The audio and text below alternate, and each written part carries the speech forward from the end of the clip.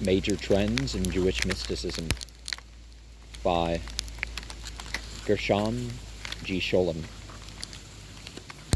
To the memory of Walter Benjamin, 1892 to 1940. The friend of a lifetime whose genius united the insight of the metaphysician, the interpretive power of the critic, and the erudition of the scholar, died at Port Bow, Spain, on his way into freedom. Preface from the first edition. More than 20 years have passed since I began to devote myself to the study of Jewish mysticism, and especially of Kabbalism. It was a beginning, in more than one sense, for the task which confronted me necessitated a vast amount of spade work, in a field strewn with ruins and by no means ripe as yet for the constructive labors of the builder of the system, both as to historical fact and philological analysis. There was pioneer work to be done, often of the most primitive and elementary kind. Rapid bird's eye synthesis and elaborate speculations on shaky premises had to give way to the more modest work of laying the secure foundations of valid generalization, where others had either disdained close acquaintance with the sources of what they frequently rejected and condemned, or erected some lofty edifice of speculation. I found myself constrained by circumstance and by inclination to perform the modest but necessary task of clearing the ground of much scattered debris and laying bare the outlines of a great and significant chapter in the history of Jewish religion.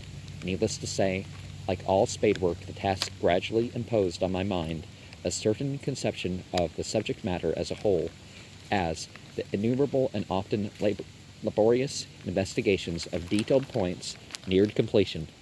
The outlines became less blurred, and presently there emerged from the confusing welter of facts a fiction a picture, more or less defined, though not at all points complete, of the development of Jewish mysticism, its inner significance, its problems, and its meaning for the history of Judaism in general. In many details, this gradually unfolding conception differed, not inconsiderably, from the views hitherto current in the literature published on the subject. I owe a debt of gratitude to those among my predecessors in this field, whose footsteps I have followed, but honesty compels me to add that, on most points, my latter views have very little in common with their own. Having arrived at this stage of research, nothing could have been more welcome to me than the invitation to serve as Stroop lecturer at the Jewish Institution of Religion in New York for the year 1938. Of the 9 lectures contained in this volume, in which I have attempted to sum up the principal results of my investigations, 7 were delivered there, 6 in English, and 1, the 5th, in Hebrew. The remaining 2, namely the 2nd and 3rd, dealing with 2 additional important aspects of the development of Jewish mysticism, which could not be included in the schedule of the original 7, were given upon other occasions. All the lectures included in this volume are published in a considerable enlarged version, with the exception of the last, which is reprinted almost in the original form. To have expanded the brief account of Hasidism given here by a close examination of specific phenomena which have necessitated the writing of a new book, I have therefore contented myself with an exposition of my general views on the subject. All in all, it may be said that the purpose of this book is not to give a complete historical account of Jewish mysticism, but an outline of its principal features in the form of an analysis of some of its most important phases, a comprehensive critical history of Jewish mysticism with special reference to all the various currents and cross-currents of Kabbalism would require several volumes, since these lectures were not intended exclusively for research students in this field, but for the much wider circle of those who take an interest in questions of Jewish history and religion. I have laid greater stress on the analysis and interpretation of mystical thought than on the historical links between the various systems, where it was possible without introducing too much philological detail.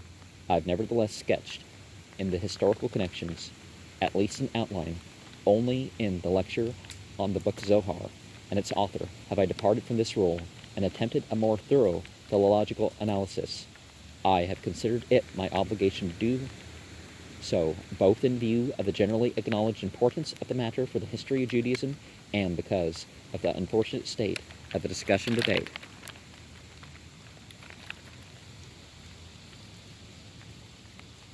Readers who take only a slight interest in such questions of literacy and historical criticism will miss little by skipping the 5th lecture. For simple reasons, I have placed the notes at the end of the book in order not to burden the text too much with references which have little meaning for those outside the circle of students of Judaism familiar with the reading of Hebrew texts. The book challenges, in some of its major theses, not a few notions about Jewish history and religion, which are more or less generally accepted by both Jews and non-Jews. If the great task of Jewish scholarship in our generation, the task of rewriting Jewish history with a deeper understanding of the interplay of religious, political, and social forces, is to be successfully carried out, there is urgent need for a new elucidation of the functions which Jewish mysticism has had at varying periods, of its ideals, and of its approach to the various problems arising from the actual conditions at such times. I have endeavored to present my views on this subject as concisely and at the same time as clearly as possible in the hope of making a serious contribution to a very important and very much needed discussion among Hebrew writers. This discussion has now proceeded for a number of years in the corresponding English literature on the subject. It has been reopened by Salo Barons, A Religious and Social History of the Jews, the publication which coincided with the delivery of these lectures. I, for one, sincerely believe that such discussion of our past has something to do with our future. I wish to take this opportunity to thank all those who have placed me under an obligation by their assistance and advice. My greatest debt is due to Mr. George Lichtheim, Jerusalem, for his translation of the bulk of the manuscript. Professor Henry Slonemsky and Professor Ralph Marcus of the Jewish Institute of Religion went through the first draft. Dr. J.L. Magnus, president of the Hebrew University, and Mr. Morton Smith, STB, Harvard, a research student at the university, have read the final manuscript. To them all I am more than obliged for their kind help and many valuable suggestions as to the correct wording of these lectures. Mr. Hayam Warzubsky, M.A., has assisted in the compilation of the index. I owe an especial debt of gratitude to Dr. Stephen S. Wise, president of the Jewish Institute of Religion, not only for the invitation to deliver these lectures, but also for his generous consent to their publication in the present form, and to Mr. Salman Shokin, whose constant interest and help has made it possible to publish them in this enlarged version. I should equally like to mention the valuable suggestions I owe to discussions of many points of detail with friends and colleagues, especially with Professor I.F. Barr. Finally, I wish to express my thanks to all those who have shown me friendship and goodwill during my stay in America and made me feel at home in the great desert of New York. Above all, to Professor Scholem Spiegel of the Jewish Institute of Religion for his unfailing friendship and readiness to give of his time and help, to Professor Alexander Marx of the Jewish Theological Seminary of America, to Mr. I.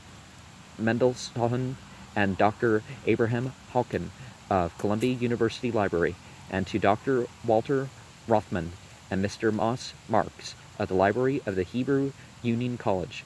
I feel greatly indebted for the exceeding liberal assistance they have extended to me during my work in these great collections of Kabbalistical manuscripts in the United States. The many profitable hours I have spent there have left their imprint on the final text of this book, since I was able to make use of some important new material which had previously escaped my notice, or which was not included in the collections of Europe and Palestine to which I had success. Gershom G. Scholem, Jerusalem, the Hebrew University, May 1941. Now notice that they started calling the place Palestine. And the publisher's things, the bibliography we can't share because that has been changed. In the preface to the second edition,